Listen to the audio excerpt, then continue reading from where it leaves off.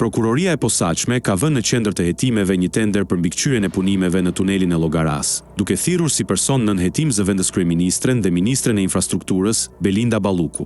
Hetimi nisi pas veprimeve ndaj ish-drejtorit të autoritetit rrugor shqiptar, Ervis Berberi, dhe 21 zyrtarëve të tjerë tashmë të dërguar në gjykatë. Paralelisht, u zbuluan dyshime për një tjetër tender të zhvilluar në dhjetor 2020 e një me vlerë 196 milion lek për mbikëqyrjen e punimeve në tunel. Në garë morën pjesë 2 bashkime kompanish, Staki Ltd, Geoconsult & Co dhe Hill International Net Group. Dy të parat u skualifikuan për mungesë kriteresh, duke i hapur rrugën Hill International dhe Net Group, të cilat fituan me ofertë për 194 milion lekësh. Hetimet zbuluan se Net Group, e drejtuar nga Walter Begaj, një biznes që më herët i përkiste Berberit, kishte lidhje të ngushta me zyrtarë të Ministrisë së Infrastrukturës. SPAK dyshon se tenderi është paracaktuar dhe se disa kompani janë skualifikuar padrejtësisht për të favorizuar fituesin. Ndërkohë, më 4 dhjetor 2024, Begaj ja ka kaluar aksionet e Net Group shtetases Loreta Vallja. Sipas akuzës, Berberi ka përdorur pozicionin e tij për të favorizuar miqtë e afërt, duke kontrolluar tenderin në mënyrë të tërthortë, ndërsa lidhjet e tij të ngushta me Ballukun e bëjnë këtë çështje një ndër hetimet më të ndjeshme të SPAK.